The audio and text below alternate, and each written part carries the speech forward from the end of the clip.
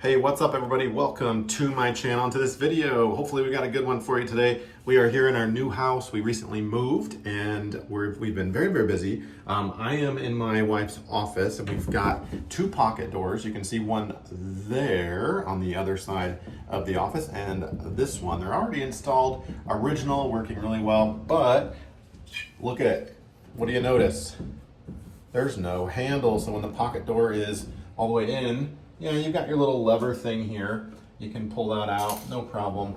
But when it's all the way closed, it's kind of hard to actually, you kind of got to spider grip it and then push it this way. So we are going to be solving this problem and installing these little handles. We're going to put one on this side and one on this side, and it should be a pretty easy job. So let's get started. All right, so here are my handles. I bought these online. There's 4 of them. Here's one set and the other set. They do come with screws, of course. We have some wood glue and a marker or pencil. We've got tape measure. I'm gonna be using my multi-tool here to make the cuts.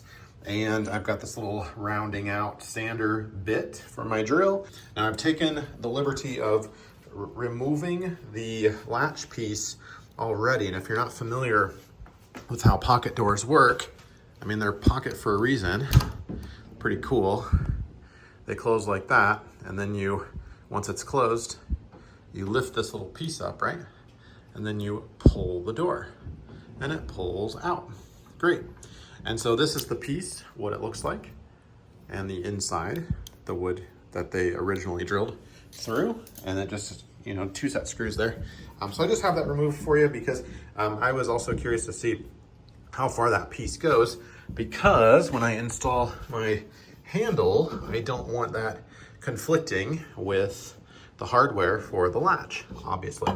So I'm gonna be making my cutout. This is a pretty simple job. I'm making my cutout here in the dimensions of the back side, not the front. There's lots of room for error because there's this little cover piece. And so, more or less, you gotta get it more or less close. So I'm gonna be drilling into the hardwood here, not too far this way because I want it to be able to close, and it doesn't have to close all the way, but you wanna be able to grab that instead of, if it's over here, then to grab it. Yeah, so it's gonna be a little closer to the edge here, and then we'll be drilling into some hardwood there as opposed to just hollow stuff. Another consideration is, will this, once installed and recessed into the door, have enough clearance? Yes, it should, on both sides. So, you can see what I mean here with having it closed and no handle, right? And that's great if you got your finger right here, no problem. But what if it's all the way closed like that? Then it's kind of like, oh, how do you open this, right? Gotta have your spidey fingers and push this way on the door, which isn't great for the door, you can hear. Anyway, so that's what we're doing. I wouldn't be a proper YouTuber if I didn't take a moment and invite you to the channel. If you have not been here before, please click like if this video ends up helping you out, and consider subscribing. You can click that subscribe button right now if you've already decided, but we would love to have you join us. I do lots of home projects around the house. Nothing is off limits, and we recently moved, and I have a huge list of various projects around the house, all kinds of stuff. You can check that out on my channel, and there'll be lots more to come. I guarantee you that, all DIY style. All right, first things first, we're just gonna transfer our measurements here. Looks like the width is about 1 inch and 3.5 inches. So I'm gonna make that rectangular. You can also just trace around it right here. And then I'm gonna use my multi-tool to make that cutout.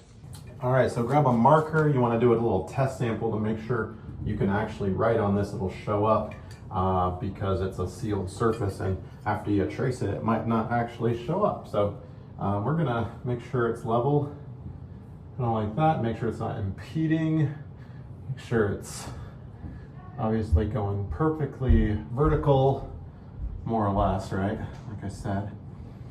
And go ahead and trace around it. There we go, got my outline, and then I got my wood cutting bit here on my multi-tool, and I'm just gonna make a nice little, don't want that to walk on me.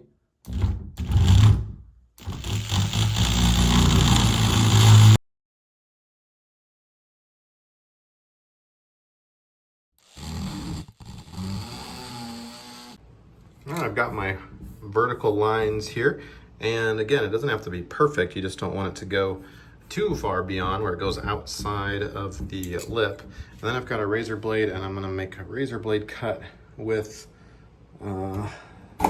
the horizontal pieces because my multi-tool blade is too wide. So I'm gonna just score this. I'll take this little guy and just bend that out. Okay, there we go.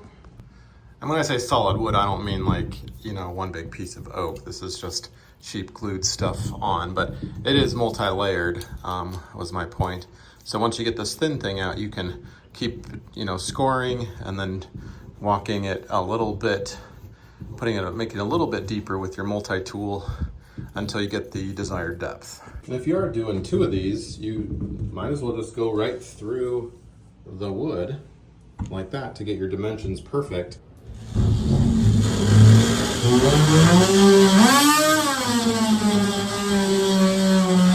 And to make that a little easier, we'll take a wood bit.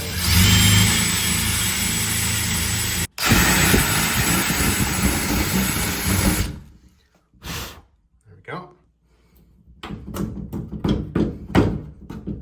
Come on. So close. There we go.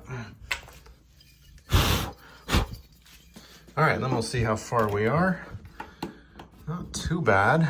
Just gonna sand it out just a little bit with this bit right here.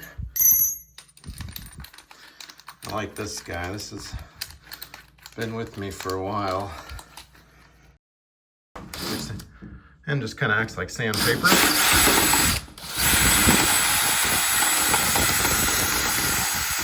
Not a very pretty hole, but it doesn't need to be.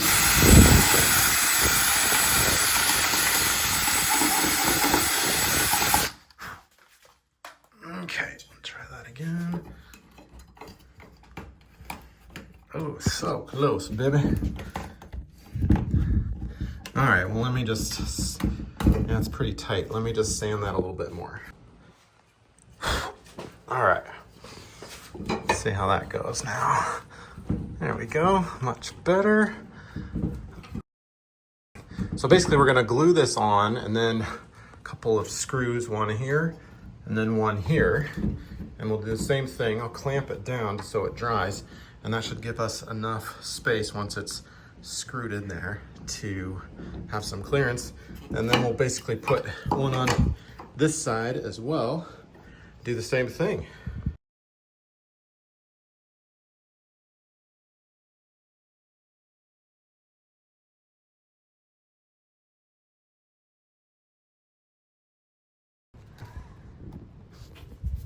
I'm gonna put one of these on and one of these here. And then we'll take one of these screws and we'll put it right down the middle right there. There's a little pre-drilled hole through the metal.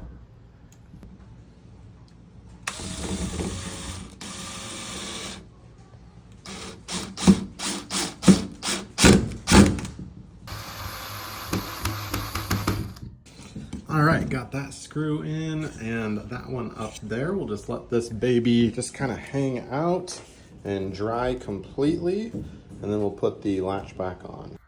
Or if you're anxious while we're waiting, we can slide that up and go ahead and install the latch.